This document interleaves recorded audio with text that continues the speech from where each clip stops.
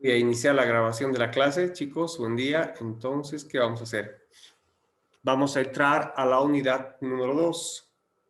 La unidad número 2 es el tema de tecnologías asociadas a los sistemas de información geográfica. ¿Ya? Les voy a compartir esta imagen.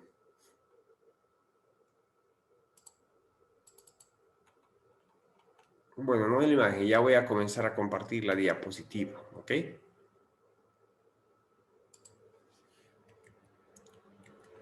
Aquí estamos. Muy bien.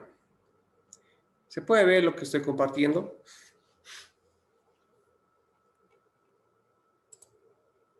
Sí, se ve. Sí, ¿no? Se ve. Sí. Perfecto. Por favor, quiero la participación activa de todos aquí. ¿Qué es lo que observan? ¿Qué características observan en este que es un producto del sistema de información geográfica? ¿Qué características tendrá este mapa colorido? Tiene una grilla, como pueden ver acá, una grilla. Tiene un sistema de coordenadas, el cual se lo utiliza. Tiene unas coordenadas acá, pero estas son coordenadas geográficas. Están en grados, minutos y segundos. Para hacer este mapa se ha utilizado un sistema de coordenadas llamado cónica conforme de Lambert. ¿Ya? 5 minutos, chicos. Quisiera que vayan analizando el mapa. ¿Qué características se encuentran? Si este mapa brinda información o solamente es un mapa mero de límites, a ver.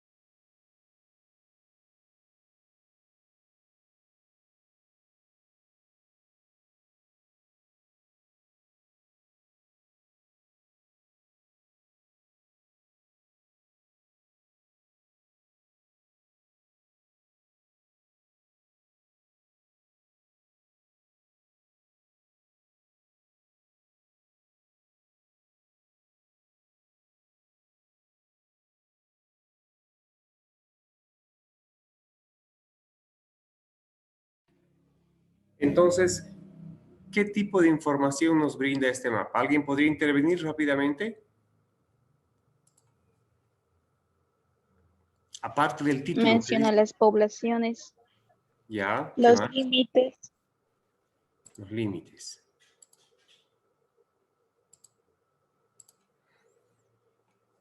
Sí. Observen las características de ese mapa. Es un producto de un análisis en sistemas de información geográfica, un análisis muy básico, ¿no?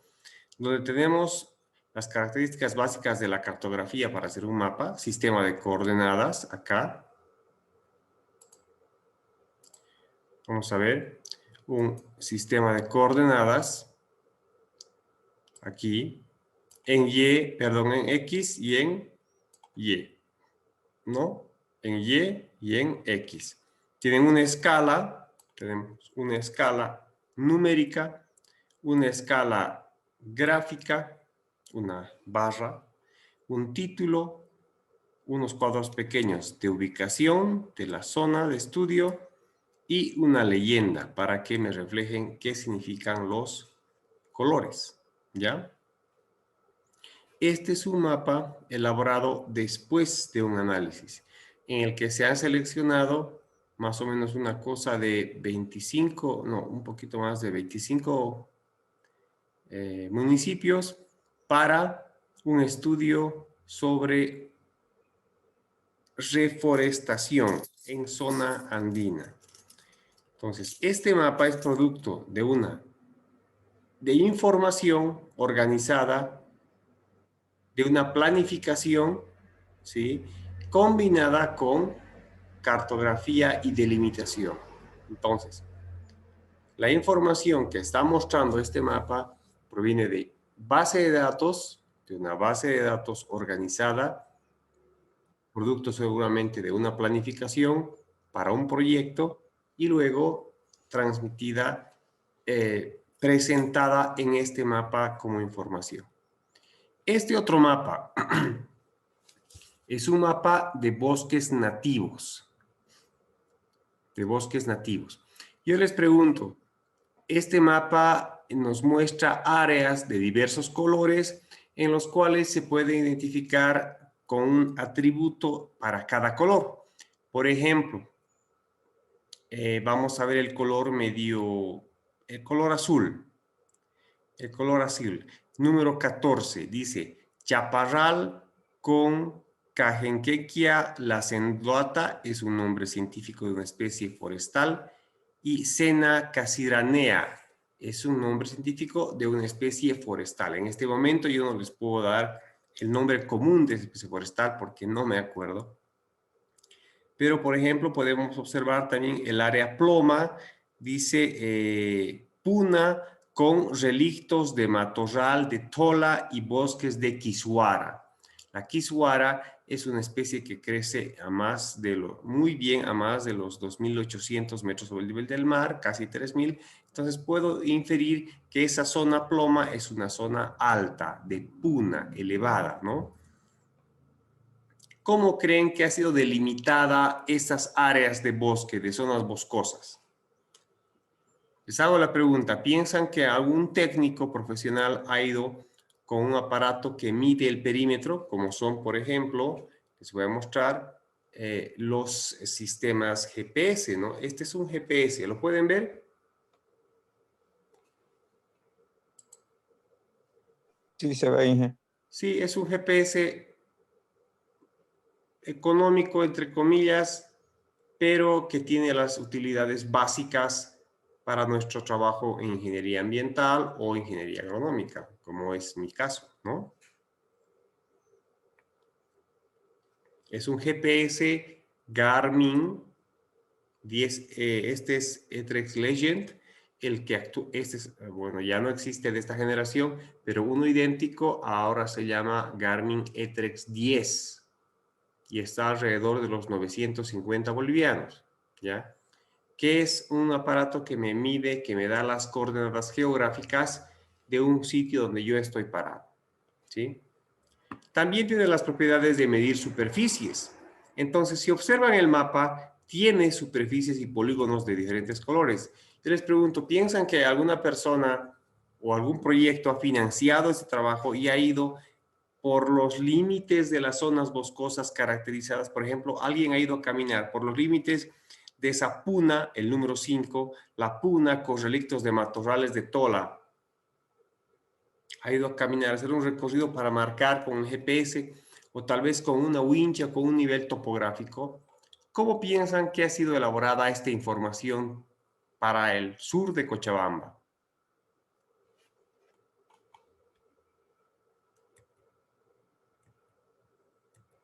A ver, quiero sus intervenciones.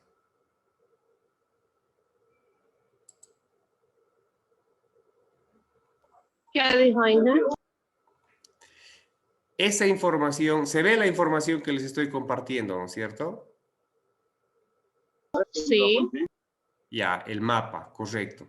Lo que yo quiero que me digan es, ¿qué es lo que observan en ese mapa? Se ven áreas, ¿no es cierto?, con zonas, masas boscosas de especies similares, caracterizadas por con una fisiografía determinada. Por ejemplo, el número 5 que dice áreas de puna con relictos de matorrales y quehuiñas, dice, ¿no? ¿Cómo piensan que han sido delimitados esos polígonos? Solo hay a la cartografía, Ángel. Correcto, gracias a la cartografía. Pero la cartografía,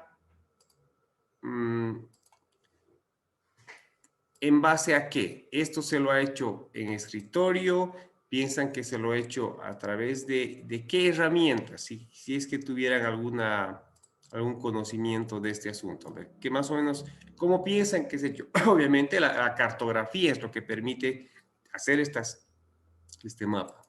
Pero ¿qué es con qué herramientas se hacen o a través de qué metodología se hace el dibujo del polígono, la identificación de esas áreas en zonas tan grandes? Por drones. Con drones creo que hacen, ¿no? Inge. Ya. Ahora, un dron es un aparatito que uno lo manipula, ¿no es cierto? Puede sacar una imagen, una fotografía. Pero estos drones sacan imágenes de muy alta resolución, por lo que no les permite abarcar grandes espacios. Aquí estamos hablando de Cochabamba.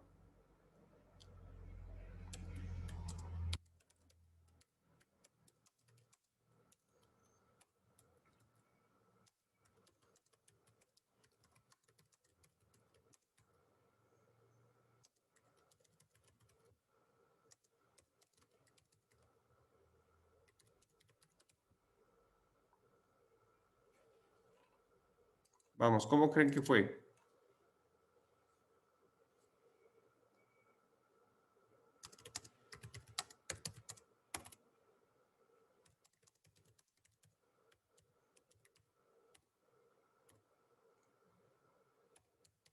Chicos, También puede ser por la aplicación de lo que hemos instalado, o el ArcGIS. sí ha sido una herramienta, pero la delimitación. ¿Cuál es el insumo básico, piensan, para eso? El campo, estar en campo y caminar y dar la vuelta, hacer un recorrido, determinar los límites precisos de dónde termina, por ejemplo, esta masa boscosa de esta especie característica, dónde comienza otra, o a partir, por ejemplo, de información secundaria que puede provenir principalmente de imágenes satelitales.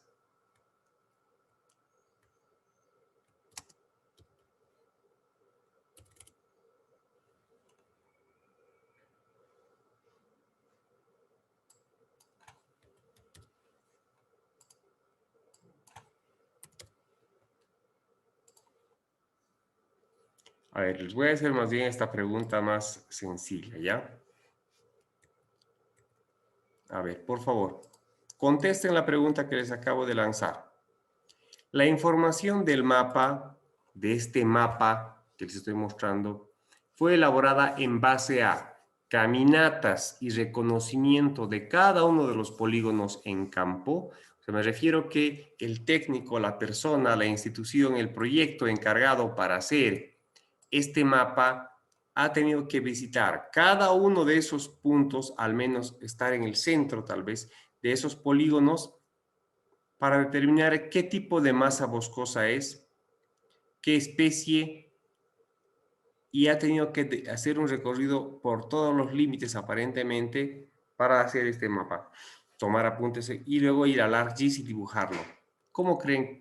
Simplemente la pregunta es, ¿piensan que el mapa fue elaborado en base a caminatas y reconocimiento de cada uno de los polígonos en campo? Vamos a ver, les voy a dar tiempito.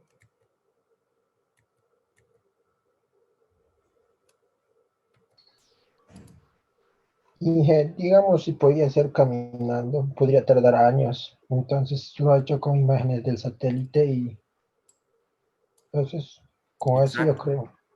¿sí? Aparte de tardaría mucho tiempo, uno es el tiempo. ¿Cuál es el otro factor que limita hacer este tipo de trabajo así de manera precisa? No, sí también es preciso, sino hacerlo de manera manual, analógica. Tiempo. Se dice mucho, ¿no? El tiempo es, ¿qué cosa es el tiempo?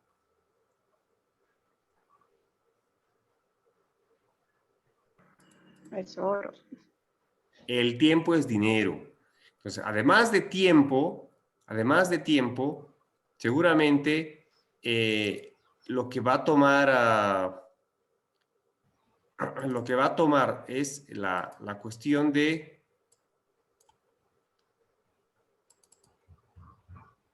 personal, ¿no? Del personal. Vamos, Economía ¿tienen para ingresar al monte. ¿Perdón? Va a necesitar más dinero para si va a tener más personal, más dinero. Correcto. Se necesita más personal y más dinero. Yo les voy a mostrar aquí una imagen satelital de una zona donde ustedes una zona que la conocen, es una imagen satelital.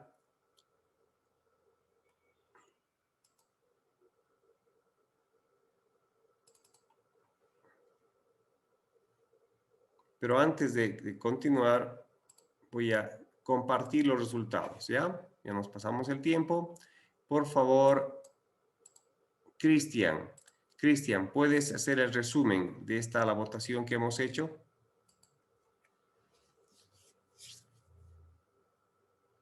Ante la pregunta, Lo he vamos. cesado, Inge, ¿Perdón? las preguntas. Lo he cesado lo que me salía. Ah, ya. Ahora Ya sí. no me sale. Ahora sí, estoy compartiendo los resultados. Vamos.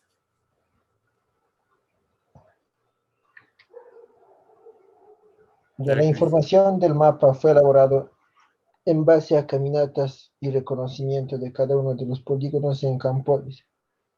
Sí, el 38% y el 62% no. Ya. En realidad, la pregunta más certera es no. ¿Por qué? ¿Por qué? Porque estos mapas, que son generalmente de grandes, son mapas con escala muy pequeña, es decir, abarcan grandes territorios, son elaborados en base a información secundaria, tal vez de un biólogo, de un botánico, etcétera, de información que ya existe, localizando puntos específicos, ¿no? Con características de vegetación específicos, ¿no? Aquí, por ejemplo, bosques nativos andinos. Fuente, dice, fuente, en base a Probona, perdón, bosques andinos de Bolivia, un estudio seguramente que se hizo hace muchos años atrás, ¿no? Y luego, no, porque hacer este tipo de polígonos necesita, como dice su compañero, mucho tiempo y bastante inversión de dinero. Entonces, esa información que ya existía, más imágenes satelitales, que es lo que decía su compañero, se ha logrado, por ejemplo, hacer la identificación de manera remota, viendo una imagen, y la delimitación de los polígonos. A ver, hay satélites que envían una señal electromagnética, un tipo de radiación, hacia la Tierra y los objetos en la Tierra absorben cierta cantidad de esa energía. Estamos hablando de longitud de onda. Entonces, absorben cierta cantidad, rango de energía de longitud de onda de luz y reflejan la otra. Por ejemplo, los árboles absorben todo lo que es el espectro visible de la luz y, y rebotan, reflejan el color verde. El suelo, un suelo normal café, digamos, absorbe todo el espectro de la luz blanca y refleja el café. Los negros, lo mismo, ¿no? Entonces, ese tipo de señal radiométrica de energía que es devuelta al satélite es el que se imprime y se refleja como imagen satelital. Y a partir de esa imagen, uno puede hacer una delimitación manual o automatizada, ya les he dicho así, una supervisada o no supervisada sobre esa imagen satelital para determinar estos polígonos, simplemente por características homogéneas, por el color, por la altura donde se encuentran, ¿ya? Voy a compartirles esta imagen. ¿Puedes reconocer qué lugar es? Tal vez. No es que pienso que la van a reconocer. Es el Chapare, ¿no es cierto? ¿Sí?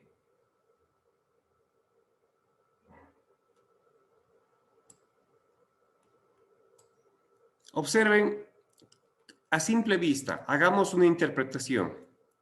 ¿Qué significan estas zonas verdes? Por ejemplo, acá en Ibirgarzama, ¿qué significarán estas zonas verdes, homogéneas, similares? Aide. Sí, dígame. Aide, ¿qué significarán estas zonas oscuritas, verdes? Puede ser la cultivo, las plantaciones, A técnica ver. productor, tal Y vez puede estas ser zonas sustrato medio discorde. pálidas, y estas zonas medio pálidas, Creo que ese es el camino, ¿no? El principal que zonas va. La deforestadas. población, lo que está deforestado y creo que el otro es que son áreas vírgenes, algo así, que no Exacto, hay asentamiento humano. Montes exacto. altos. Perfecto. Entonces vean cómo simplemente con un ejercicio sencillo ustedes podrían, digamos, yo decirles, por favor, podrían determinarme el área de esas zonas vírgenes que no han sido cultivadas aún. Ustedes en un SIG, en un software, podrían hacer la delimitación de estos polígonos formándose, perdón, un polígono una vez delimitado, esta área se puede formar un polígono. Y si tiene un sistema de coordenadas adecuado, pues se puede hacer su cálculo, el cálculo de la geometría y el polígono, que ya es información. Este tipo de interpretación debe de cruzarse con una base de datos también. Información acerca de las especies presentes en esas zonas. Pero definitivamente no lo podría hacer a mano, caminando, recorriendo los límites para ir marcando de esta zona, ¿no es cierto? Entonces se lo hace a través de esta técnica que ustedes han visto en forma teórica ayer, la fotointerpretación, ¿sí? Que se llama básicamente un sistema de percepción remota, ¿ya? Y eso es lo que vamos a ver ahora. Vamos a continuar.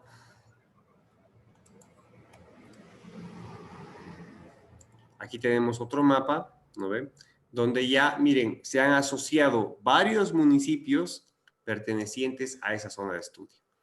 Vean cómo, primero, se selecciona el área de estudio, producto de un análisis. Por otro lado, se determina qué masas boscosas o cuál es la característica de los bosques nativos en esa zona, ¿sí? Y luego se hace un cruce de información y se determinan 5 áreas de trabajo, cruzando estas áreas boscosas con los municipios que van a ser intervenidos en el proyecto, solo la parte sur de Cochabamba. Este análisis, cruzado con este, me permite determinar 5 zonas de intervención. 5 zonas que tienen que ver, que están discriminadas por la altura sobre el nivel del mar, la posición geográfica. 5 zonas de trabajo. Entonces, vean, este análisis se lo hace a partir de un software, SIG, que me permite asociar una base de datos e información obtenida por percepción remota. Hay otros mapas mucho más sencillos, como este, el mapa turístico en Misque. ¿Qué pueden interpretar de ese mapita turístico? Muy sencillo, ¿no? Aquí hay una ruta, aquí hay un camino, que es la del Valle Alto. Esta es la entrada a Punata, Arani. Más o menos este mapita me muestra la distribución de lugares de una ruta turística para llegar a Misque, ¿no es cierto? ¿Qué más me da? Puedo determinar la distancia a Misque desde Cochabamba y la distancia a Iquile desde Cochabamba para yo estar preparado. Si es que voy a partir de Cochabamba, saber las distancias, el kilometraje y la gasolina necesaria, ¿no? ¿Ya? Este es un mapa también temático, pero es producto también de un pequeño análisis geométrico en el SIG, donde yo determino, además de dibujar sobre una imagen satelital, dibujar, delinear líneas que luego yo voy a calcular más adelante. Tengo un mapita un poquito más complejo, que es un mapa de ubicación y de infraestructura, perdón, un mapa de ubicación de infraestructura hotelera en todo el Cono Sur. Entonces, quiero que vean la utilidad de los sistemas de información geográfica que no solamente se aplican, por ejemplo, al manejo de los recursos naturales, sino también al turismo en este caso y seguramente a promoción, a marketing para potenciar estos lugares turísticos.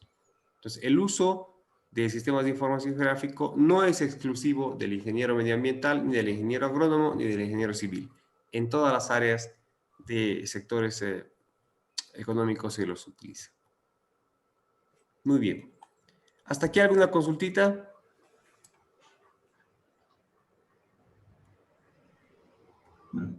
Continuamos entonces. Tecnologías relacionadas a los SIC. ¿Ya? Vamos a ver.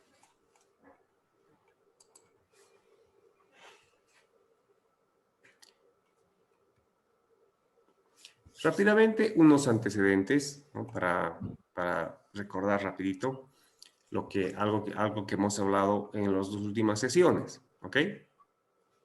Entonces vamos a ver que un sistema de información geográfico, SIC, especifica un conjunto de procedimientos, como los que les acabo de hablar.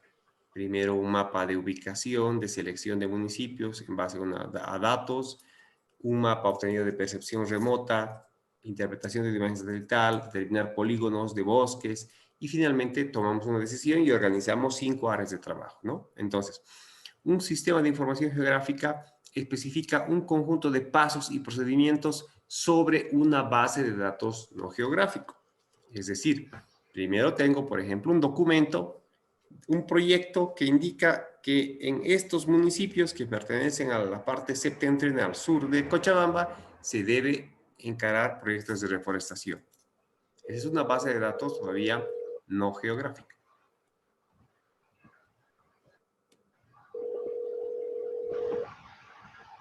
¿Quién llama? ¿O de quién su teléfono no está? Hola, Unis. Muy bien, continuamos. Hola. Esta base de datos es pues no descriptiva, ¿no? Perdón. Esta base de datos, esta información o descriptiva de objetos del mundo real tienen una representación gráfica y que son susceptibles de algún tipo de medición respecto a su tamaño. Es decir, yo estoy determinando qué municipios, por ejemplo, van a participar del proyecto. Esos municipios tendrán seguramente una superficie que abarcar, tendrán características biofísicas que reconocer y que son medibles, su geometría, ¿no? O sea, tamaño y dimensión relativa a la superficie de la Tierra.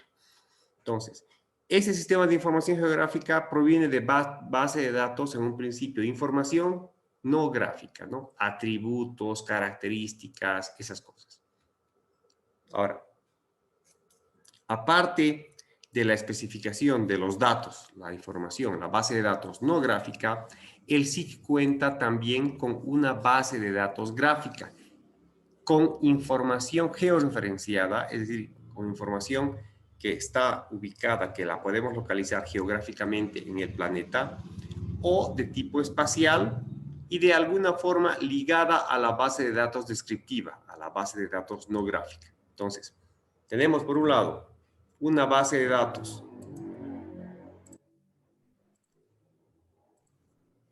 Por ejemplo, para comenzar, tenemos una base de datos que es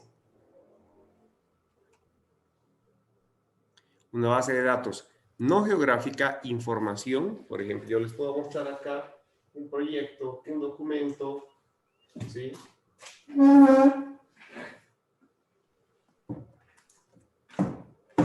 Esta podría ser mi base de datos, un perfil, una idea de proyecto, un perfil de tesis, por ejemplo, que tiene información, que debo asociarla a una base de datos gráfica, obtenida a través de percepción remota, de mapas, ¿no es cierto? Entonces, Aparte de la especificación no gráfica del SIC, cuenta también con una base de datos gráfica con información georreferenciada de tipo espacial y de alguna forma ligada a la base de datos descriptiva, la que contiene los atributos, las características de ese objeto que lo voy a identificar a través de percepción remota. La información es considerada geográfica ahora, y si es medible y tiene una localización. Entonces, cuando hablamos de que nuestro insumo son los fenómenos geográficos, estos deben ser medibles, tienen que estar presentes en el tiempo y poseer atributos, ¿no? Para que haya riqueza en la información que despleguemos.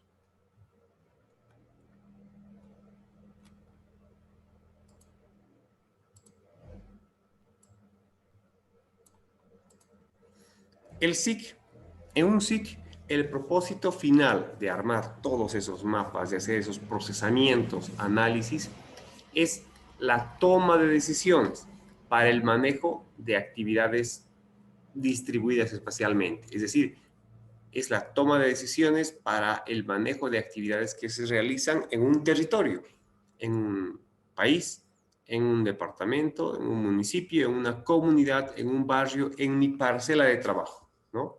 En mi zona de estudio. Ejemplo, el uso de las tierras ocurre espacialmente, ocupa un espacio, una ubicación, en un tiempo determinado.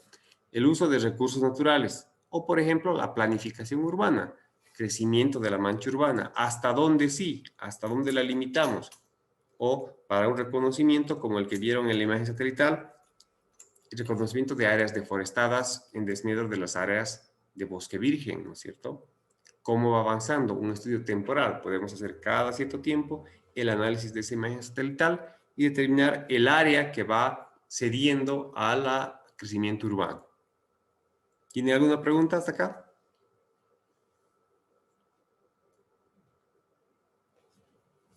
Entonces, todo esto, toda esa información va a ir dirigida a diferentes objetivos. Es decir, se la va a realizar para tener diferentes análisis.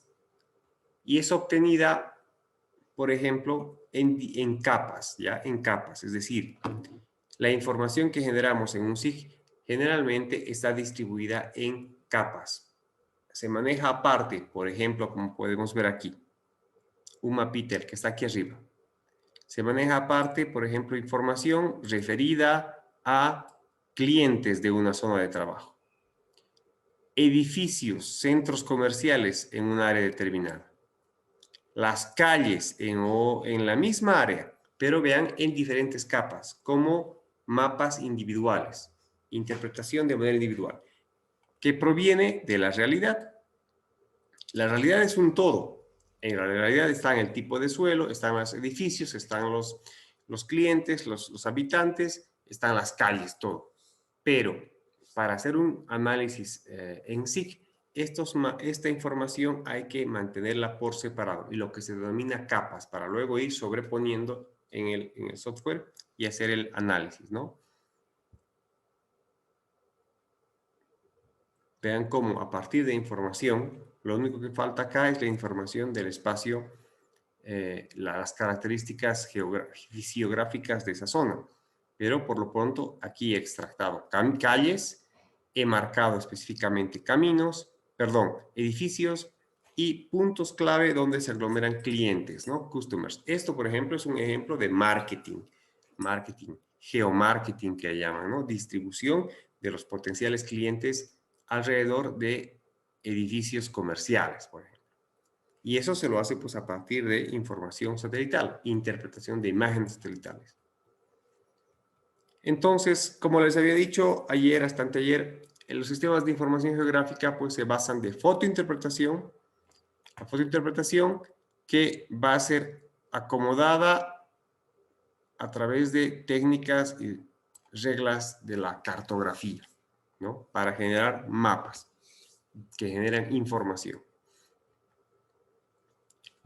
Entonces, la percepción remota no es nada, la fotointerpretación, lo que yo interpreto de una imagen, como acaban de hacer con esa imagen de Ibir Garzama, ¿no? Simplemente viendo, la han interpretado y han sacado conclusiones. ese proceso de fotointerpretación se denomina percepción remota, porque ustedes no han tenido que estar en Ibirgarzama ni caminar por esa zona para decirme, por ejemplo, que la superficie es de tantos kilómetros cuadrados de bosque virgen y tantos kilómetros cuadrados es superficie deforestada. ¿Sí? ¿Se entiende hasta ahí? Por eso se denomina percepción remota. Y eso lo que ustedes han fotointerpretado, esa imagen de manera remota, pues la han llenado de atributos.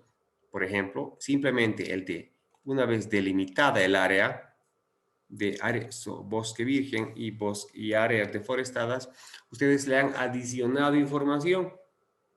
El de decir, por ejemplo, que son área virgen.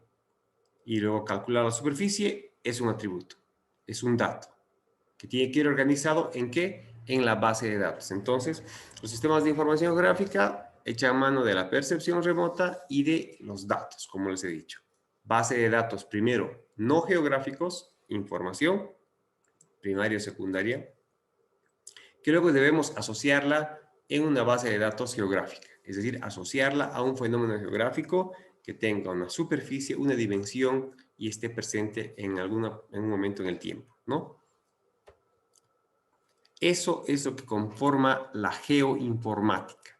Entonces, información asociada a la parte geográfica. Eso es un SIG, ¿no? Es un sistema de geoinformática. Información, sí o sí, ligada a un fenómeno geográfico, localizable, medible, georreferenciable y que está presente en el tiempo, en algún momento del tiempo, ¿no? Muy bien. La percepción remota es lo que me permite hacer fotointerpretación, lo que me permite hacer mis mapas sin estar en el lugar, ¿sí? Y la base de datos es la información que se asocia. ¿Para qué? Para formar un sistema de información geográfica, ¿ya? Entonces, un sistema de información geográfica no solo es la computadora, no solo es el mapa, sino es todo ese procedimiento de relacionamiento entre datos geográficos y datos no geográficos. Para percepción remota se utilizan sensores remotos. Entonces, lo que la unidad requiere hoy es ver aquellas tecnologías que están asociadas a los sistemas de información geográfica y que me permiten hacer el levantamiento de información a partir de imágenes satelitales. Entonces, ¿puedes leérmelo, por favor, este pequeño párrafo, Esperanza?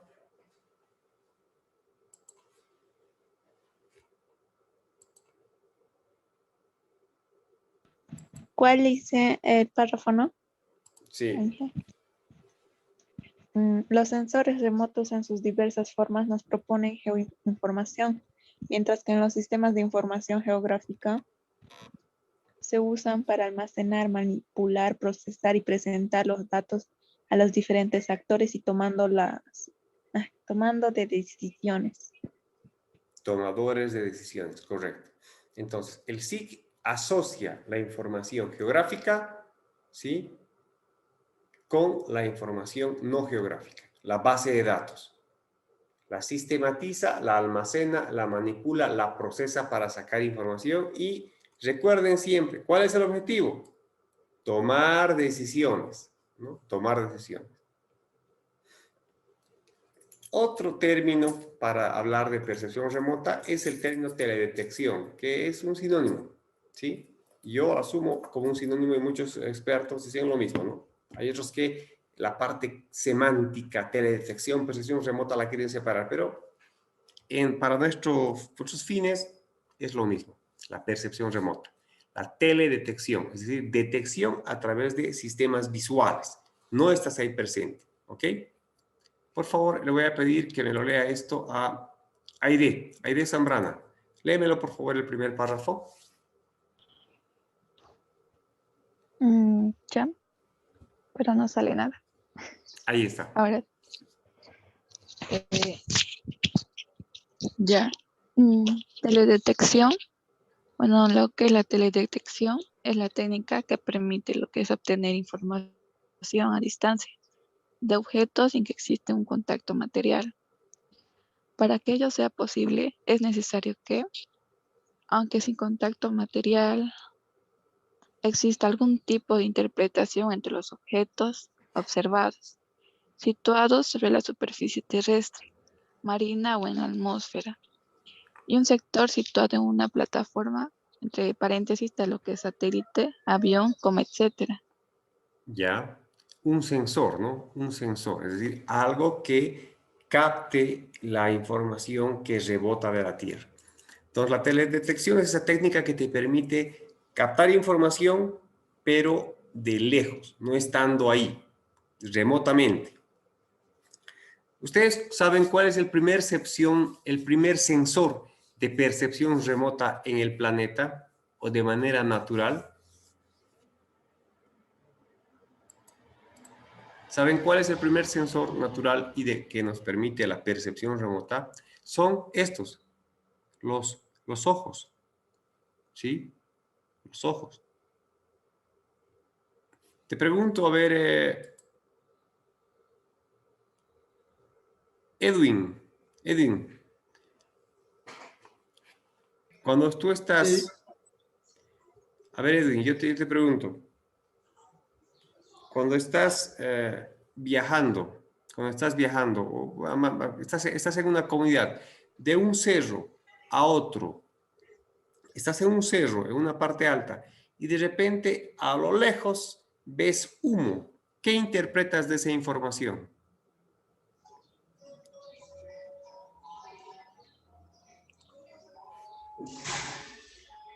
Del humo, Edwin. podría ser eh,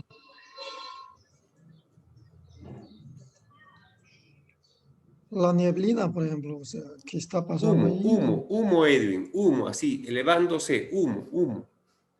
¿Qué se está, que está, que... Alguna quema, alguna contaminación podría ser. Ya. Ahora, si este humo es blanco, ¿qué pensaría si el humo es medio blanquito en el Ya campo? podría ser algo que no está contaminado, digamos. O Ya. sea, Y algo si el humo es que negro, ya algo que se está quemando algo, un objeto, digamos, ¿no?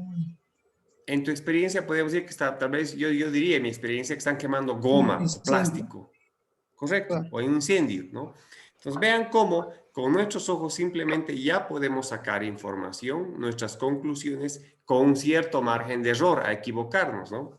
En cambio, con estas técnicas de teledetección y percepción remota, es tan avanzada la tecnología que los errores son mínimos, ¿ya? Por ejemplo, para determinar eso que acabamos de determinar, por lo que se habla mucho a fines del año generalmente, los focos de incendios, ¿no? Los focos de calor. Esos focos de calor son identificados por teledetección, porque el fuego, el calor que genera un fuego, el color del humo, ¿sí? Es detectado por el sensor. La longitud de onda que le llega al sensor es prácticamente exacta y los parámetros, por ejemplo, para ciertas radiaciones, para la energía que rebota de ciertos objetos, está medida y está tabulada, ¿no? La información de la longitud de onda que rebotan los objetos de la Tierra hacia un sensor que está en un avión o en un dron o en un satélite, pues está totalmente calibrada y medida, ¿no? Vamos a ver, les voy a más o menos contar cómo sucede esto. La radiación solar reflejada por los objetos, la luz visible e infrarrojo reflejado, es lo que los sensores de un satélite o un avión que está pasando o un dron capta. El satélite, el dron, claro, parecería que simplemente tomaran una fotografía, pero lo que en realidad hacen es captar la luz solar reflejada por los objetos. Tengo aquí un satélite, tengo aquí un objeto, ¿sí? El objeto, y ese satélite pasa por encima y la luz que le llega al objeto rebota y es captada por el sensor. Y la cantidad de luz, de energía que le llega al sensor, pues va a pertenecer a un objeto en específico en la Tierra. Son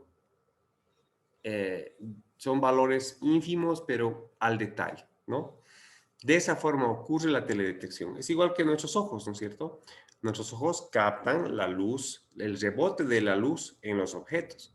Hay objetos que absorben solamente la mayoría de los colores y reflejan el color que podemos ver.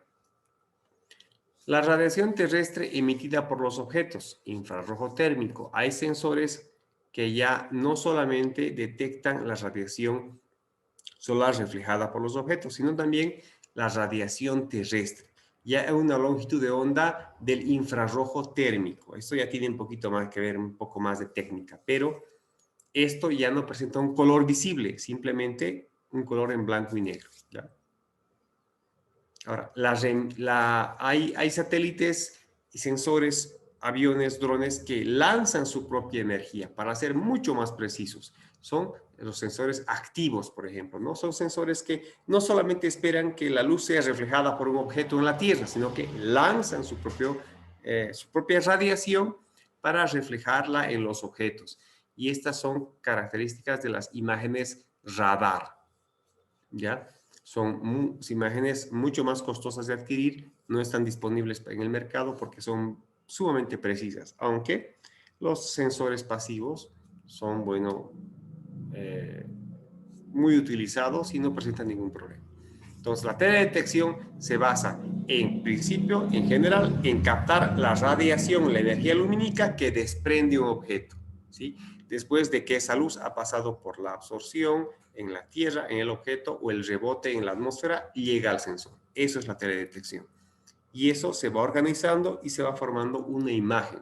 De esa forma es una foto. Una cámara fotográfica es un sensor. Es un sensor.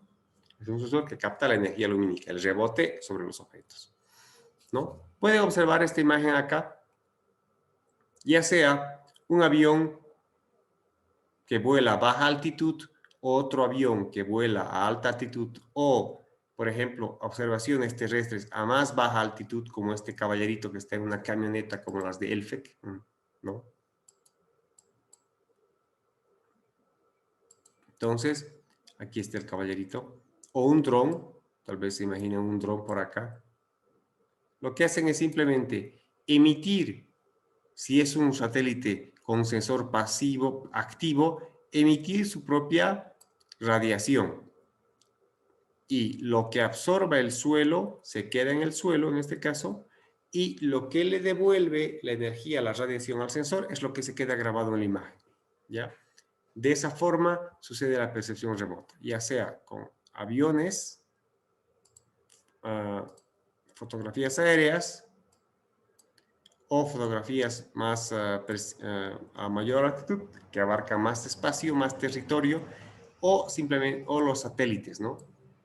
Que es lo que más vamos a utilizar. Entonces, este proceso es como indica acá, ¿no? Tenemos el mundo real, aquí está, vamos a marcarlo acá, el mundo real.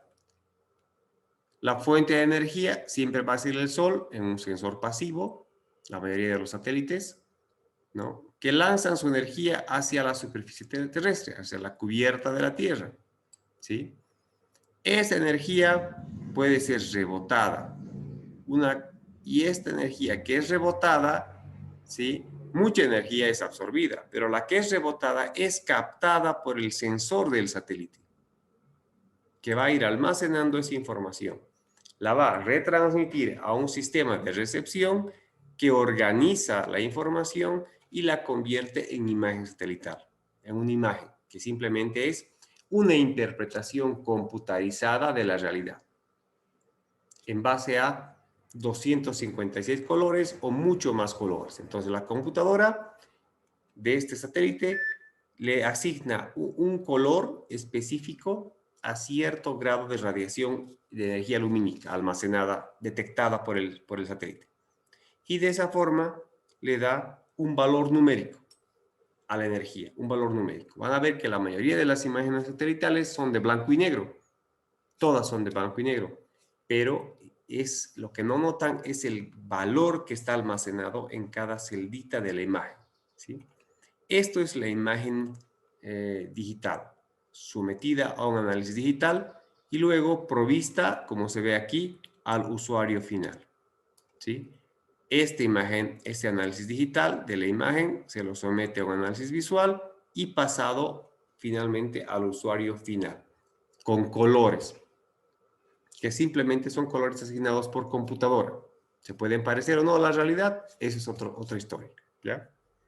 Pero lo que sí es real es la cantidad de energía que almacena cada píxel, cada imagen. Antes de continuar, para no... Esto quiero mostrarles. ¿Ven esta imagen satelital? Esta imagen satelital cuenta generalmente con píxeles. ¿Qué son los píxeles? ¿Se pueden observar esos cuadraditos que aparecen cuando hago zoom a la imagen?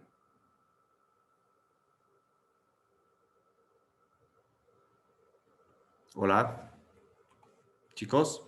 Sí, se ve, se ve. Ya. puedo- Cada cuadradito técnicamente se denomina píxel. Y el tamaño del cuadradito, o sea, la unidad mínima de imagen captada por un satélite, va a depender de la resolución que tenga ese satélite. Hay satélites, por ejemplo, que pueden captar, almacenar información en píxeles de hasta 1 metro por 1 metro. Mucha resolución.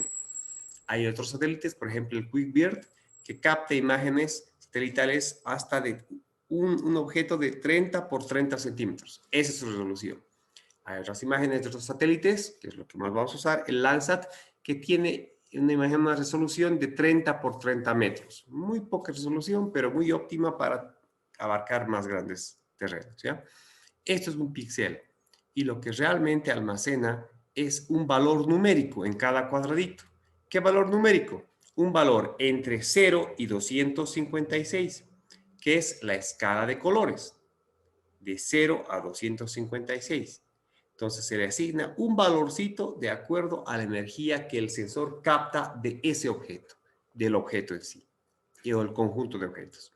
Entonces, vean cómo cada cuadrito que contiene un valor de color de 0 a 56, no sé qué valor será este, pero háganse de cuenta, esto es 16 y esto es 28 y esto es 35 y así. Cada píxel, cada cuadradito tiene un valor numérico, el cual la computadora le asigna un color, de acuerdo a ese valor. Entonces, conforme voy juntando los colores, ¿qué sucede? Se va formando una imagen, en realidad. No es una foto, pero es una imagen, ¿no? Que se asemeja al mundo real, ¿sí? ¿Van observando cómo va cambiando la cosa? Me voy alejando y ya yo puedo ver imágenes. ¿Está claro hasta ahí? Sí, Hola. sí. Perfecto. Entonces, continuamos. ¿Qué hora es? Me gustaría hacer una pausa de unos 15 minutos. ¿Hacemos una pausa? Sí, Por favor, Sí, por favor, haremos una pausa de unos 15 minutos. Pueden desconectarse, que este link va a seguir abierto. ¿Listo? Yo no lo voy a apagar. ¿Estamos? Vamos a la pausa, sí, chicos. gracias.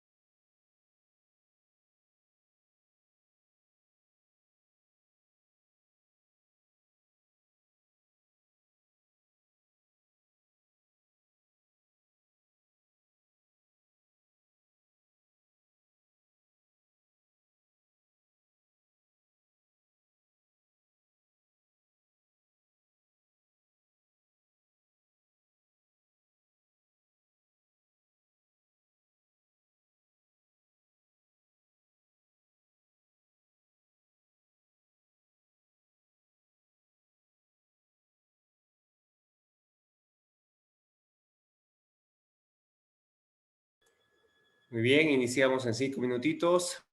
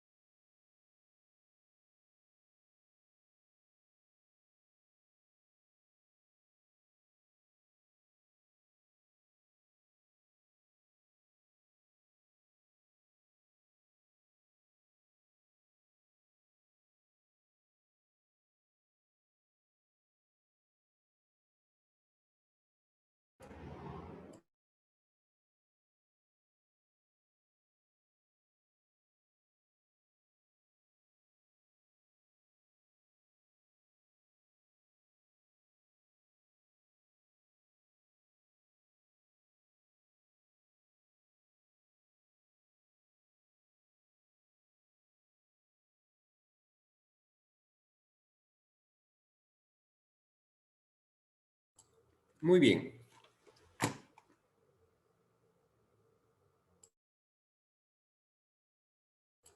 Entonces, quedamos en esta parte y aquí les presento un resumen sencillo de lo que acabo de indicarles. ¿Cuáles son el procedimiento, ya el orden en el que nosotros vamos a trabajar? Tenemos el terreno y un objeto el cual queremos rescatar del terreno, ¿no? En este caso, tenemos el mundo real con sus paisajes,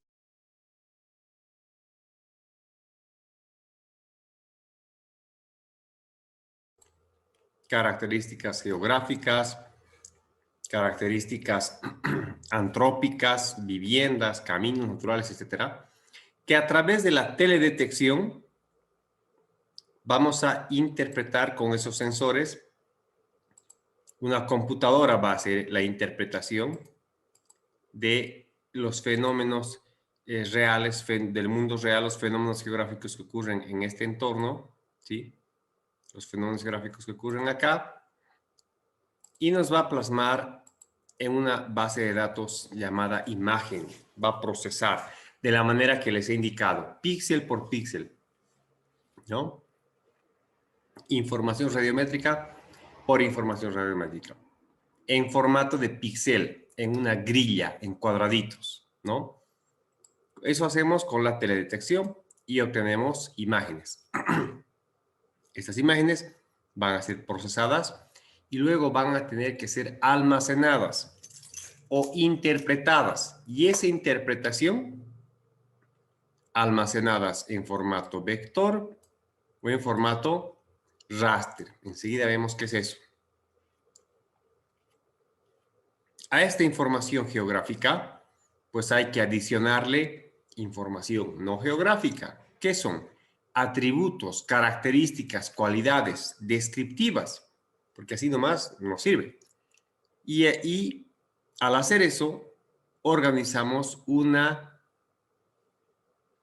recién organizamos un sistema de información geográfica.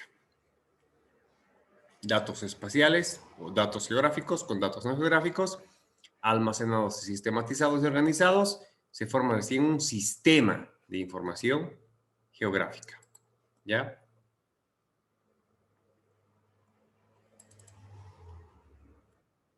¿Hasta ahí todo bien? Sí. Vamos a ver ahora los tipos de bases de datos. Hemos dicho que el sistema de información geográfica utiliza percepción remota para captar información geográfica y bases de datos para almacenar la información cualitativa, cuantitativa, ¿no? De esos fenómenos. Por favor, ¿me lo puedes leer, Nelly Telles, por favor, este párrafo?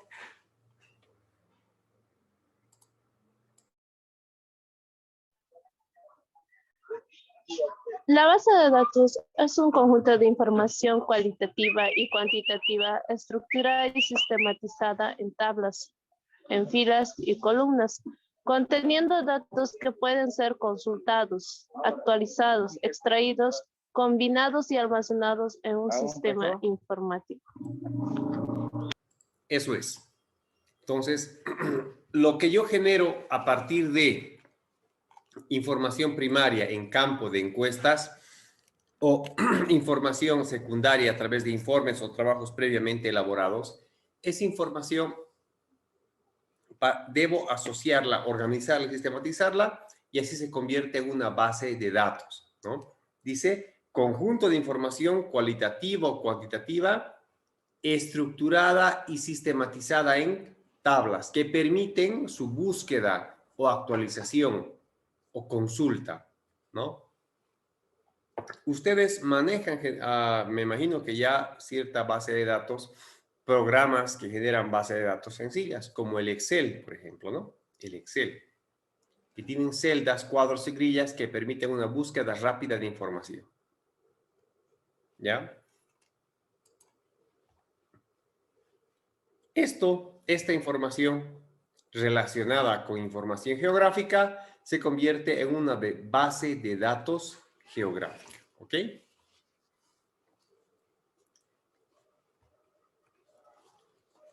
Hay existen generalmente dos tipos de bases de datos.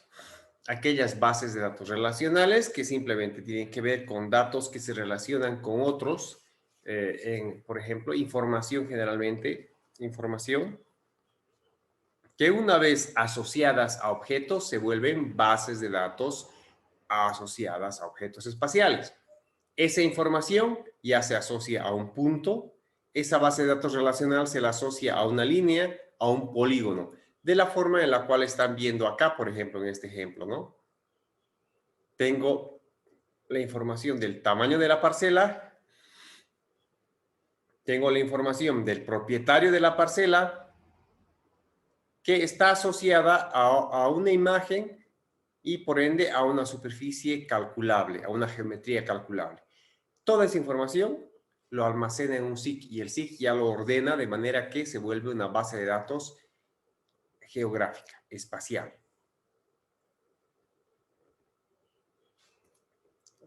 ¿Cuáles son esos SIG, esos programitas que me permiten organizar la información espacial y no espacial adecuadamente en su estructura? Son, por ejemplo, el más conocido, el más empleado es el ArcGIS, ¿sí? El ArcGIS de la empresa de la empresa Esri. El ArcGIS es un sistema de información geográfico que me permite el almacenamiento, la modelación, el análisis e incluso toma de decisiones, ¿no? A partir de información geográfica e información no geográfica. Otro software muy interesante, pero más de índole académico, es decir, para poder aprender los principios de sistemas y percepción remota, es el ILWIS, ¿no? Que es un software europeo del Instituto de Teledetección a nivel internacional, que es de Holanda, un producto holandés. Está un software denominado Idrisi, que no se lo usa mucho por ahora, pero sí el nuevo software, ERDAS. Ese es un sistema de información geográfica, no es similar al ArcGIS, ¿sí? Porque podríamos decir que tiene de todo, este software tiene de todo, pero eso justamente tiene muchas cosas, ¿no? Que son útiles poderosamente para el análisis incluso geoestadístico. Y el ERDAS es un SIG que está más orientado específicamente al procesamiento y clasificación de imágenes satelitales. Así como hay SIGs que hacen de todo, hay otros SIGs que se especifican en una sola cosa, ¿no?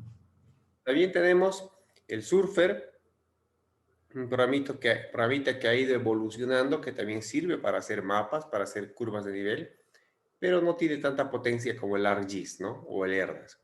Y el QGIS es la alternativa gratuita a lo que es el ArcGIS. Muchos técnicos usan el QGIS, sin embargo, no veo que hayan migrado totalmente al QGIS. Siguen trabajando con ArcGIS, así como nosotros lo vamos a hacer con un software craqueado, porque es carísimo, ¿no? Este software es demasiado caro, la licencia anual o la empresarial, ¿no? Entonces, estos programas SIG nos van a permitir asociar información geográfica con información no geográfica, atributos, ¿no? Lo que en la anterior clase yo les había denominado datos espaciales y datos no espaciales. Es cuestión de semántica, ¿ya? Es lo mismo decir base de datos geográfica que contiene datos espaciales. Base de datos no geográfica contiene datos no espaciales, ¿no? Los atributos, características, etc. Y un programita también de costo, del cual ya tienen su crack también ustedes, es el Global Mapper, que es un insumo importante para adquirir imágenes y algunos otros en formatos que nos interesan manipular, gestionar para obtener la información que queremos. Ahora, ¿cómo almacenan los datos estos SIG? Cualquiera. La información geográfica, base de datos geográfica, datos espaciales, ¿no? Y descriptiva, datos no geográficos, ¿no? Base de datos no geográfico, datos no espaciales, es lo mismo, ¿no? Contenida en las bases de datos y los elementos en que físicamente son almacenados y administrados. La información geográfica y descriptiva contenida en las bases de datos y los elementos en que físicamente son almacenados y administrados ocurre dentro del SIG. La información en un GIS, en inglés, sus siglas SIG es en castellano y GIS es en inglés, por si acaso, ¿ya? Geographic Information System, eso es en inglés. La información de un GIS o un SIG es almacenada en 4 grandes conjuntos de bases de datos. Es decir, este tipo de información, en cuatro grupos de información principalmente. ¿Cuáles son? Quiero que me vayan colaborando ahí. A ver, Aide Zambrana, por favor, léemelo el primero. ¿Cuál es Aide?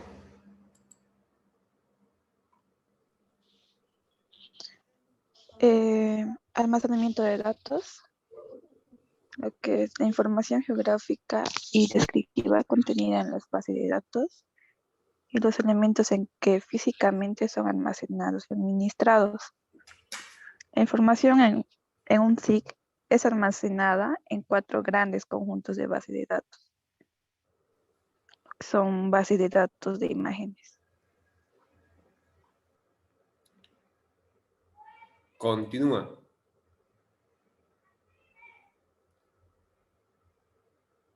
Continúa.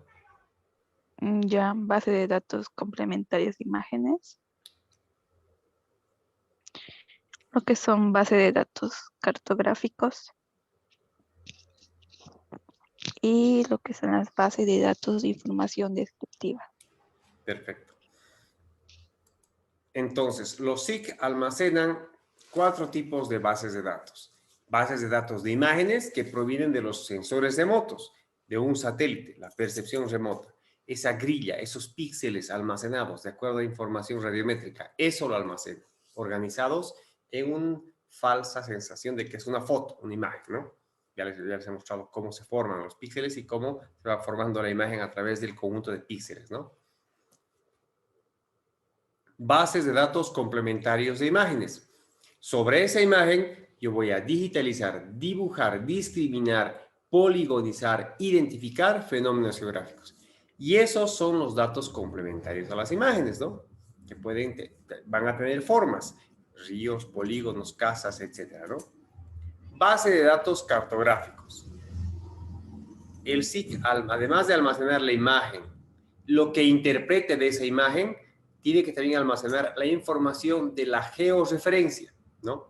El sistema de coordenadas para poderlo ubicar espacialmente en un territorio y para poder calcular su geometría. Esa es la base de datos cartográfica, por un lado. Y finalmente tenemos la base de datos de información descriptiva. Los datos no espaciales, atributos, nombres, cualidades, características, etcétera, ¿no? Ahora, por favor, Damaris, ¿puedes leérmelo? Este párrafo.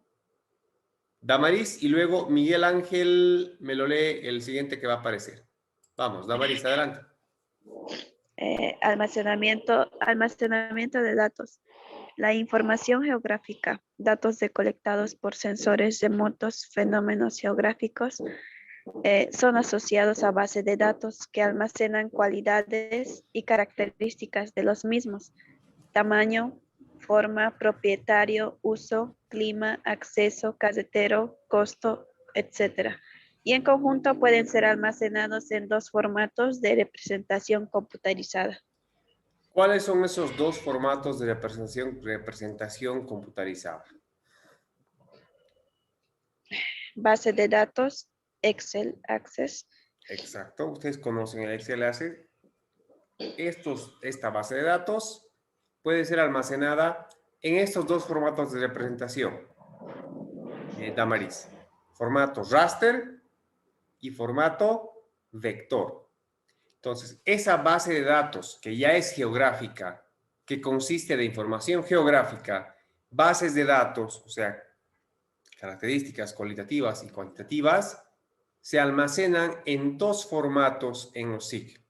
En formato raster y en formato vector. Esto conforma la geodatabase. A eso se denomina geodatabase, base de datos geográfica. Simplemente reforzando eso, ¿no? La información geográfica son los datos recolectados por los sensores remotos, imágenes satelitales, fotografías aéreas de fenómenos geográficos. Y estos se van a asociar a la información cualitativa, cuantitativa de esos objetos. Tamaño, forma, uso propietario, acceso a carretero, costo, etc. Conformando la geodatabase, almacenados en dos formatos, raster y vector, ¿ya? Ahora, ¿qué es un formato raster? El formato raster es básicamente aquello que yo ya les he mostrado hace un ratito con la imagen de Ibir Garzama. ¿Puedes leérmelo, por favor, Miguel Ángel? Cualquier tipo de imagen digital representada en mallas, píxel, divide el espacio en celdas regulares, donde cada una de ellas representa un único valor. Este formato de píxeles no es exclusivo de los sistemas de información geográfica, por si acaso, ¿ya? Yo, por ejemplo, les voy a mostrar una fotografía cualquiera, ¿ya? Una fotografía cualquiera, que es simplemente el sensor, ¿ya? Que es un sensor que, bueno, un sensor que simplemente lo que hace es captar la imagen lumínica. Yo les voy a mostrar aquí la foto que tengo de mi GPS en campo, ¿ya? Les voy a compartir. Y vean, de lejos es una imagen muy interesante. Está mostrando cómo he poligonizado una parcela, un terreno, y aquí tengo sus medidas, ¿no? Pero si yo lo amplío, yo lo hago más grande, ¿qué es lo que van a poder discriminar ahí? En este caso no se puede. Este software, el Windows 10, ya viene con un procesamiento de imágenes muy bueno. Pero vamos a pasar a directamente a lo que yo les estuve mostrando. Esta imagen satelital. Esta imagen es una grilla o una malla de cuadraditos denominados píxeles. Cada cuadradito asume un valor y en cada cuadradito se puede almacenar un valor. No solamente el valor del color que tendría que adquirir, sino muchos más atributos. Esa base de datos cualitativa y de características se puede almacenar en cada cuadradito y eso lo hace el SIG. ¿Pueden observar los cuadraditos nuevamente? Entonces, una imagen, un programa, la información almacenada en un sistema de grilla continua como son los píxeles, se denomina formato raster. ¿Estamos? ¿Estamos? Sí, ingeniero, estamos. Perfecto. Pasamos. Aquí les muestro un ejemplo, ¿no? Ya les he mostrado el ejemplo de Ibir Garzama, la imagen, y es esta. Observen, tengo una imagen a la izquierda, acá a la izquierda, que ampliada, como lo hice hace un rato con Ibir Garzama, amplío un pequeño sectorcito y yo veo que realmente son cuadraditos unidos, ¿no? Que representan una superficie continua. El cambio de color, el cambio de tonalidad es en forma suavizada, ¿no? Es una superficie continua, en degradé. No es que cambia abruptamente de un color a otro, va variando la tonalidad. Y eso es lo que te permite información en formato raster, una mejor interpretación de las características biofísicas de cualquier lugar, en formato raster, la imagen. Luego tenemos en formato la representación de las imágenes, de los fenómenos geográficos en formato vector. Oscar Rojas Cruz, ¿me lo puedes leer, por favor? Y luego se prepara Denis Choque. Vamos, Oscar, léemelo. ¿Qué es un formato vector?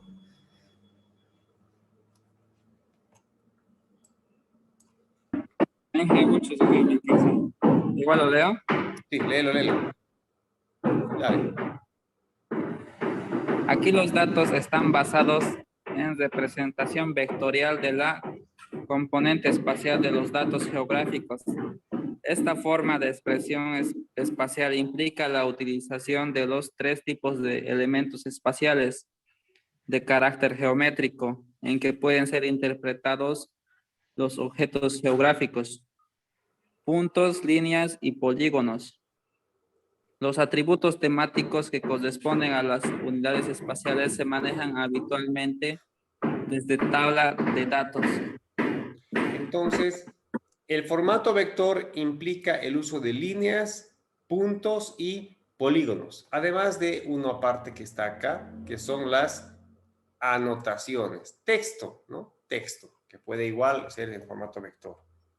Entonces, tenemos dos formas en las que almacenamos información en los SIG: vector y raster. El raster va a ser el origen de la información y sobre esto, por ejemplo, yo voy a hacer un ejercicio sencillo.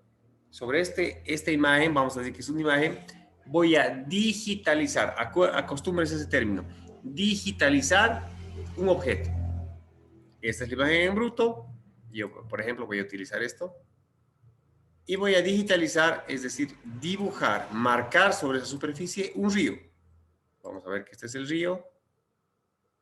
Nada, no me sale. Ahora sí. Miren, estoy marcando un río, dibujando un río que va a ser almacenado en otro archivo, en formato vector. Luego voy a dibujar un camino, aparentemente este es un camino. Igual, lo digitalizo sobre la imagen, almacenado en otro archivo. Esto que acabo de dibujar es lo que se llama formato vector, que proviene de la interpretación de una imagen raster, que también se almacena. Entonces, acuérdense, las bases de datos, hemos dicho que almacenan en un SIG, son 4. Las bases de datos de imágenes, estas son formato raster. Base de datos complementarios de las imágenes, formato vector, lo que yo interpreto de la imagen. Bases de datos cartográficos, la característica geométrica según el sistema de coordenadas, y base de datos de información descriptiva, es decir, la información de características y cualidades que tiene esto que acabo de dibujar. Observen. Aquí yo voy a almacenar y le voy a decir que esto es un camino. Voy a almacenar este vector, esta línea, y le voy a indicar que es un río. Eso se va a almacenar en una base de datos geográfica asociada a la imagen, ¿no? Ahí está. Perfecto. Entonces, observen este pequeño resumen, como esta área urbana, por ejemplo, esta es la imagen raster, raster data, datos raster.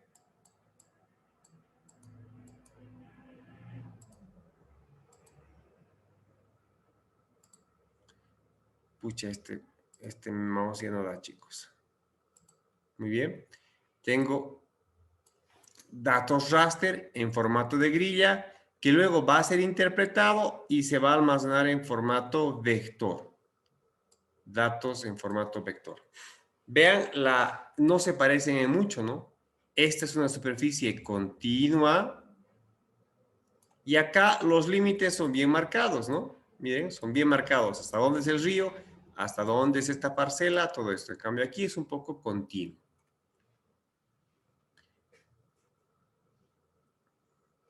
Entonces, aquí hay otro resumen de otra imagen. Tenemos el mundo real,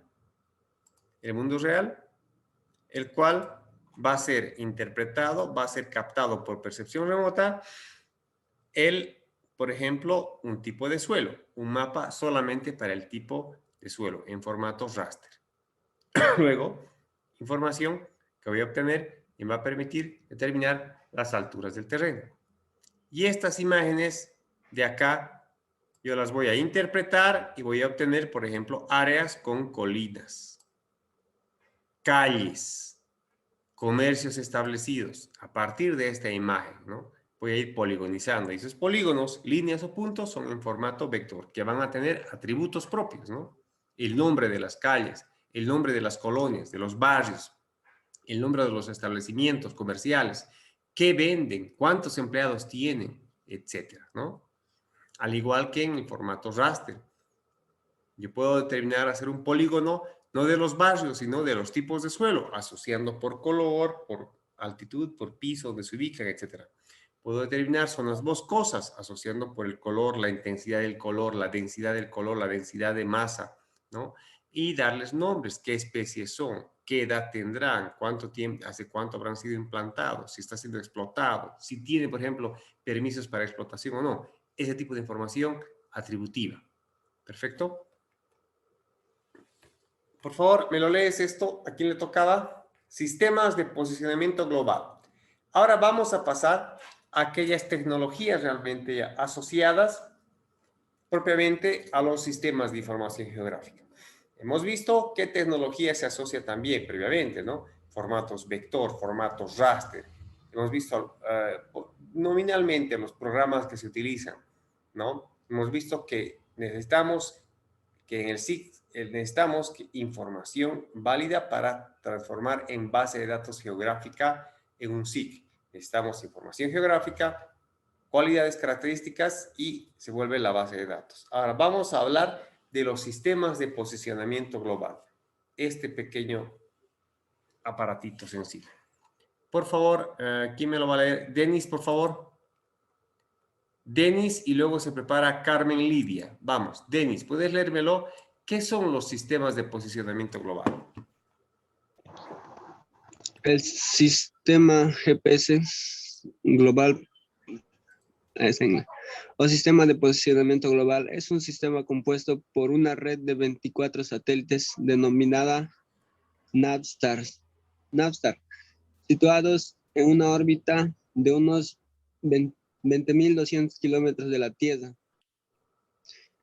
y unos receptores GPS que permiten determinar nuestra posición en cualquier lugar del planeta, de día o de noche y bajo cualquier condición meteorológica. La red de satélites es una propiedad del gobierno de los Estados Unidos de América y está gestionado por su Departamento de Defensa. Ya. Perfecto.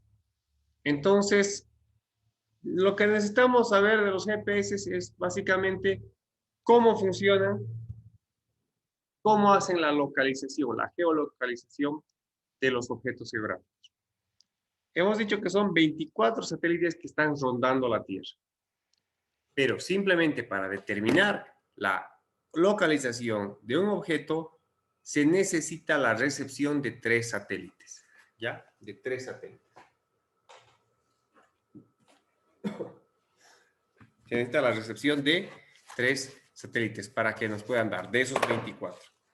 Todos los GPS tienen el mismo formato, un formato similar a este que les voy a mostrar, en el cual al encenderlo identifica con barras si está captando o no los satélites.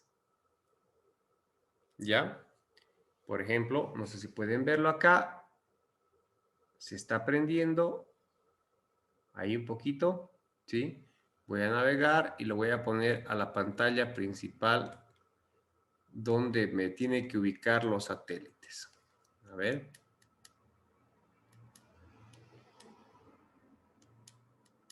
Voy a modificar los datos de la pantalla para... Listo.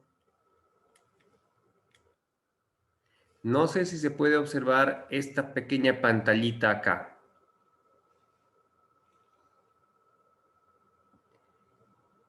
No sé si ven unos círculos. Esos círculos significan satélites que están en órbita sobre la Tierra. Y aquí abajo ven unas líneas horizontales seguiditas, con unos números muy pequeños. Con unos números muy pequeñitos. Ya no se ve, ¿no? Ahí tal vez sí. Y abajo una casilla que dice localización y la otra que dice altura. ¿Sí? Acá en esta pantalla del GPS tiene que captarse por lo menos 3 satélites y nos va a dar la posición, la localización en coordenadas UTM, es decir, con un dato en X y un dato en Y, para poder ubicar de manera precisa un objeto o sus puntos, sus dimensiones en un mapa, ¿ya? ¿Puedes leerlo, por favor, siguiente? ¿A quién le tocaba? Vamos a ver ahora los satélites de observación de la Tierra. ¿Cuál es ese hardware, esos equipos, esa tecnología que nos permite la percepción remota? Los satélites van a tener sensores, ¿sí?, que nos van a permitir la localización de objetos, la identificación de objetos a través de sus sensores. ¿Me lo puedes leer, por favor? Lisbania. Vamos, Lisbania. Satélites de observación de la Tierra. Satélites de observación de la Tierra. Los satélites de observación terrestre son satélites artificiales diseñados para observar la Tierra desde una órbita. Son similares a los satélites espías, pero diseñados especialmente para aplicaciones no militares como control de medio ambiente, meteorología y cartografía. ¿Cuáles son estos satélites de observación de la Tierra? Los satélites de observación se clasifican en 2 grandes categorías. Satélites geoestacionarios, es decir, aquellos satélites, por ejemplo, que están en una sola ubicación. No es que están en una sola ubicación, pero van mucho más lento que otros satélites que van girando constantemente alrededor de la Tierra. Satélites geoestacionarios, por ejemplo, como el satélite Meteosat, que es un satélite meteorológico que solo te brinda información meteorológica. Sus sensores captan valores de temperatura, humedad y precipitación, ¿ya? Satélites geoestacionarios, como satélites Meteosat, que se colocan en órbita geoestacionaria a unos 36,000 kilómetros de altitud. Bastante altos, ¿no? Bastante lejos. Estos satélites tienen la suficiente perspectiva, es decir, pueden abarcar mayor superficie del globo terráqueo para buscar en todo momento una quinta parte de su superficie de la Tierra. Entonces sí pueden captar bastante superficie en la Tierra, ¿no? Por eso están muy lejos. Y son geoestacionarios, no están en constante movimiento. En contra, bueno, esta gran ventaja de poder abarcar bastante superficie va en desmedro de su resolución espacial, es decir, abarcan más, pero son menos precisos, ¿no? Ya que su precisión, el tamaño de píxel de información que ellos pueden barrer está en el orden de los kilómetros, ¿no? No como un satélite de imagen satelital, como les he mostrado, que existen el Landsat 30 metritos, el Aster de 15 metros, o el Iconos de 1 metro, o el QuickBird de 30 centímetros. Este tiene un rango de kilómetros, entonces la precisión no es muy exacta, pero es información meteorológica que sirve, ya que el clima no cambia de metro en metro, ¿no? El clima cambia de región en región. Entonces, su aparente inmovilidad, por eso satélite geoestacionario, puede transmitir imágenes del lugar de observación cada 15 minutos. Es el caso del Meteosat 8. Hay modelos de satélites. Luego tenemos otro tipo de satélites, que quiero que me lo lea, por favor. Ya me lo ha leído Nelly. Carmen Lidia, por favor. Léemelo, Carmen Lidia. 2 tipos de satélites. Satélites geoestacionarios y los satélites en órbita. Por favor. Estos satélites en órbita son, por ejemplo, el SPOT, europeo, francés, Envisat, europeo, Hudson, Aquarius, NOAA, Landsat y hay otro, Aster, ¿no? Cuyas órbitas son, bueno, entre comillas, bajas, están en el orden de los 800 kilómetros, lo que les permite una mejor resolución al momento de captar imágenes o información radiométrica de la Tierra. Por lo tanto, estos satélites son principalmente su uso es para el medio ambiente, para captar cambios geográficos, superficie, terreno, fenómenos geográficos, naturales o artificiales que nos sirvan para la planificación, ¿ya? Debido a su baja altitud, los satélites se pueden distinguir los detalles de la superficie terrestre con mayor precisión, ¿no? ¿Cuáles son los satélites que tienen mayor precisión? Satélites de órbita baja, ¿no? ¿Y cuáles son los satélites geoestacionarios? Están mucho más lejos y son satélites que te permiten una mayor superficie de cobertura, pero menor precisión. Les tengo aquí ejemplos. Vamos a ver. Quiero que vayan leyendo en el orden siguiente. Van a leer satélite, agencia, órbita y el uso. Vamos a ver. En orden. Voy a decir, por favor, primero Edwin Chambi, luego Edson Figueroa, Nelly y luego Edelia Flores. Vamos. Edwin Chambi, me lo lees el primero. Satélites de observación de la Tierra.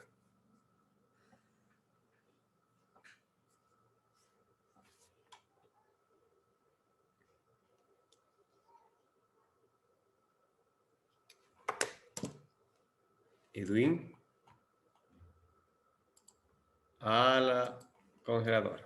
Edson Figueroa. Edson. Hola. Edson. Bueno. ¿Quién va a participar? Nadie.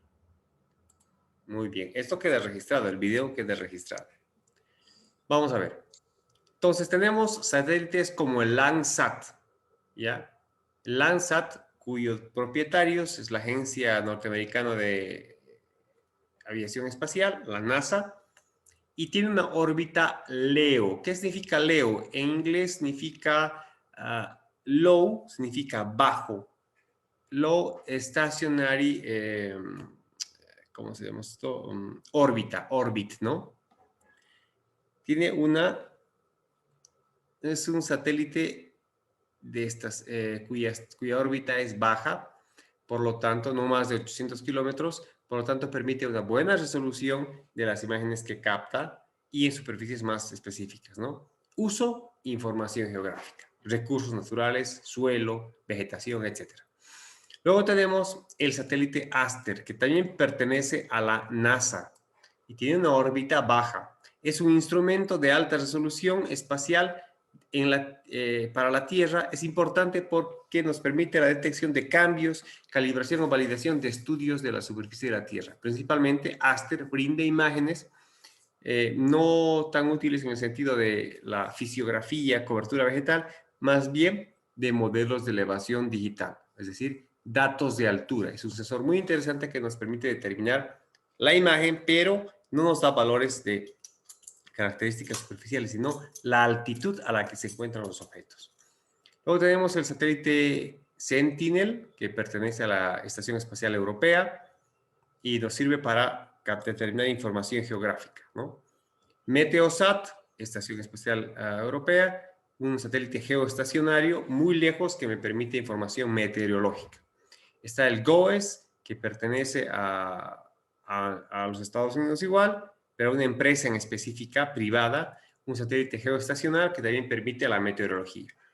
El satélite SPOT es un satélite espacial francés que permite estacionario bajo, que permite diversos usos, desde meteorológico, geográfico, incluso de terreno, ¿no? Altitudes, todo eso. Pero la precisión está en el rango de los 15 y 20 metros.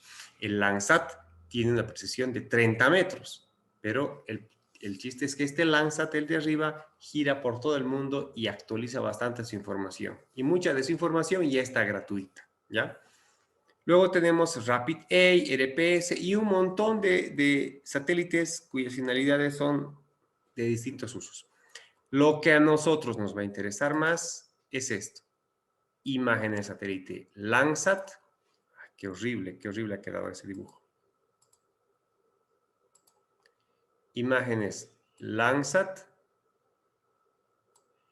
imágenes Aster. Las unas para determinar características biofísicas del terreno y las otras para determinar modelos de elevación digital. Ya vamos a ver con la práctica. Hoy mismo voy a subir una guía de prácticas que necesito que ustedes se la hagan imprimir o lo tengan en un lugar reservado para poder consultar. Mañana ya iniciamos las prácticas con la práctica número 1 utilizando el ArcGIS, que la práctica número 1 es introducción de datos. Comenzar con la configuración, la interfaz visual del software, ¿ya? Entonces, todo esto resume, esta imagen pequeña resume el trabajo de lo que es un sistema de información geográfica, ¿no? A partir del mundo real, voy a colectar datos en formato analógico o digital. Fuentes de datos que también pueden provenir de información secundaria, ¿no? Ahí está, libros, mapas que ya existan, publicaciones que ya existan de esta colección de datos del mundo real. ¿Qué hago con estas fuentes de datos? Data source. ¿Qué hago con estas fuentes de datos? Lo ingreso. Hago una entrada de datos, input of data. Ingreso datos. ¿A dónde? A un hardware a través de un software en una computadora. ¿Dónde voy a realizar el manejo de los datos? Los voy a analizar, ¿no? Aquí está. Analizo los datos y genero información temática. ¿Información para quiénes?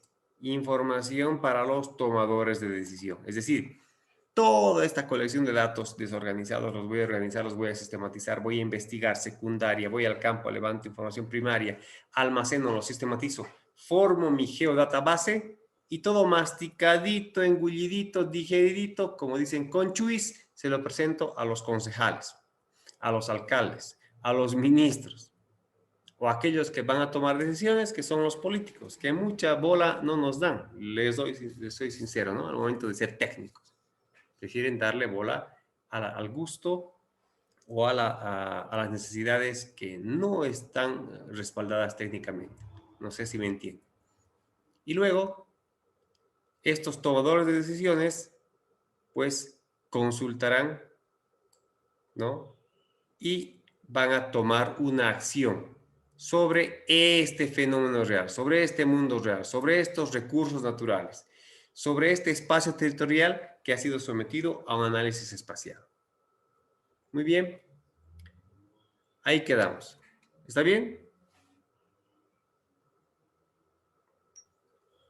Sí. Muy bien. ¿Tienen alguna pregunta? Hemos terminado en el tiempo exacto. Entonces, chicos, este video yo lo voy a subir como la sesión de la unidad 2. Pero antes de culminar, tengo que mostrarles lo siguiente. Toda esta información que les he dicho puede ser obtenida de manera gratuita a través de dos fuentes, ¿sí? A través de dos fuentes.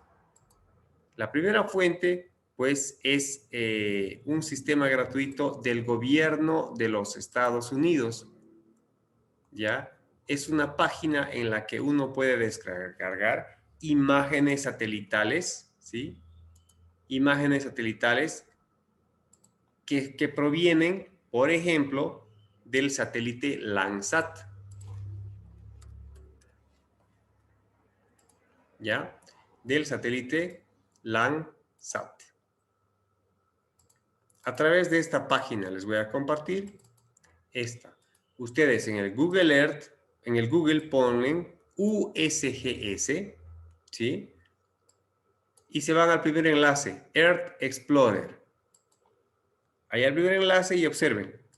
Tienen a su disposición, indicando las coordenadas exactas, que yo les voy a enseñar cómo se maneja esto, indicando las coordenadas exactas de la superficie terrestre de donde ustedes quieran obtener información satelital. Aquí, esta imagen es con colores, ¿no? Aquí estamos Cochabamba, aquí está la provincia de Carrasco, aquí está Entre Ríos, ¿no? Lo que les mostraba hace un momento, ¿ya? Estas estas imágenes satelitales que les muestra a la derecha, la que yo estoy navegando, pues son imágenes en falso color, ¿no es cierto? Son una composición de bandas radiométricas que oferta el Landsat, por ejemplo. El Landsat no ofrece imágenes a color, ofrece 7 tipos de imágenes, 7 bandas, las cuales, de acuerdo a los valores de cada píxel, van a formar un color determinado. El color en una computadora se conforma por 3 valores. Y van a ver que mínimamente para formar una imagen con color necesito 3 bandas, 3 imágenes. Bueno, eso ya va a tocar en otro tema. Entonces, esta es una fuente gratuita de imágenes satelitales. La otra es pues el Global Mapper, ese programita que les he pasado, que lo vamos a aprender a usar. Otro programita interesante para bajar información gratuita de imágenes satelitales, pero no de bandas, sino de imagen como esta a color, es el SAS Planet. ¿Ya? Entonces, chicos, yo quiero quedar acá. Quiero que ya tomen sus previsiones. Voy a compartir con ustedes en este momento la práctica número 1 para que la puedan ver. Aquí está, a ver, la voy a compartir. La práctica número 1. Acá está. Muy bien, esto va a estar subido en el Classroom. La práctica número 1, ¿sí? Que es fenómenos geográficos. Hemos dicho, el insumo principal para trabajar en un SIC es primero identificar un fenómeno geográfico. Y ahora los vamos a introducir. Como les había dicho, hay fenómenos geográficos, hay de 2 tipos. Antrópicos, o sea, artificiales, y naturales. Vamos a comenzar con lo más fácil de discriminar o dibujar o reconocer en una imagen. Fenómenos antrópicos. Para lo cual les voy a enseñar a preparar el ArcGIS y digitalizar, incorporar esta imagen. ¿No? Es un plano sencillo, con figuras geométricas sencillas. Entonces vamos a aprender a digitalizar y esta información, una vez digitalizada, tener la parte geográfica, la vamos a llenar de atributos. Por ejemplo, acá son calles y son manzanas. Vamos a poner nombres y todo. Y crear una pequeña base de datos ya a manera de inicio. ¿Estamos? Voy a subirla y entonces procuro por favor que todos tengan impreso o en algún lugar a la mano para mañana. ¿Listo, chicos? Voy a sacar un cuestionario de la clase de día y deben de completarla para hoy a las 11 de la noche. Muy bien. ¿Estamos bien? Sí, Inge, Dime. disculpe, sobre del examen no lo he entendido muy bien. ¿Va a ser a base de las prácticas, dijo? ¿Y vamos a dar algún examen teórico o algo así? No. Va a ser así. A ver, yo quiero mostrarles lo siguiente. Hacerles un ejemplo rapidito acá.